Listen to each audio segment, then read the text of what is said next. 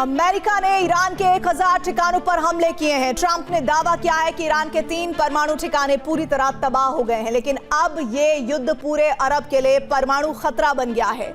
आपात बैठक में IAEA ने रेडियो एक्टिव रिसाव की चेतावनी दी है। इस रिपोर्ट को देखिए।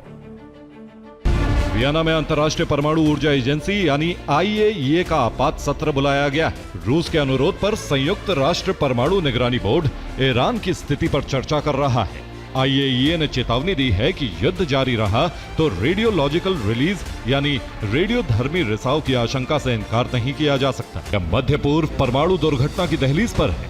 क्या रेडियो एक्टिव हवा सीमाएं पार कर सकती है? क्या खाड़ी देशों तक रेडिएशन फैल सकता है? स्थिति बेहद चिंताजनक है।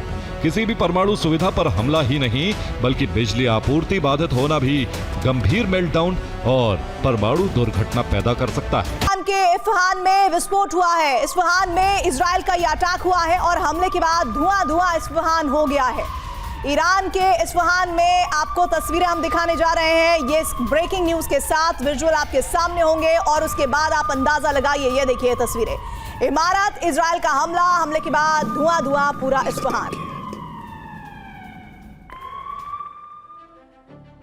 ईरान के बुशहर, नतांज, फोर्दो और अराक जैसे परमाणु ठिकाने अब खतरे में है। बुशहर ईरान का सक्रिय परमाणु पावर प्लांट है, जहां बिजली या कूलिंग सिस्टम रुका तो मेल्टडाउन हो जाएगा।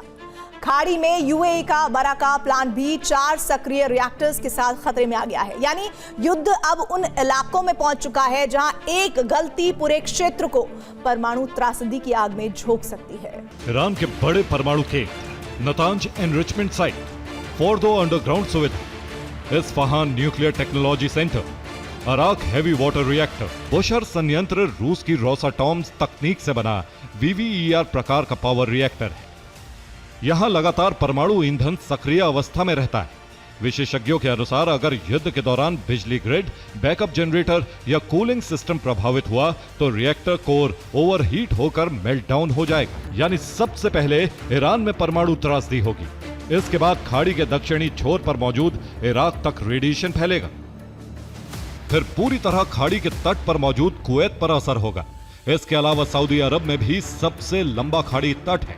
बहरीन, कतर, ओमान और UAE भी परमाणु रेडिएशन की चपेट में आ जाएंगे। हवा और समंदर के रास्ते रेडिएशन का असर अबू धाबी और UAE के बराकाह न्यूक्लियर पावर प्लांट में कम से कम 4 बड़े सक्रिय रिएक्टर खतरे में है। सऊदी अरब का किंग अब्दुल अजीज रिसर्च रिएक्टर खतरे में है। जॉर्डन में भी रिसर्च के लिए बने रिएक्टर पर खतरा मंडरा रहा है।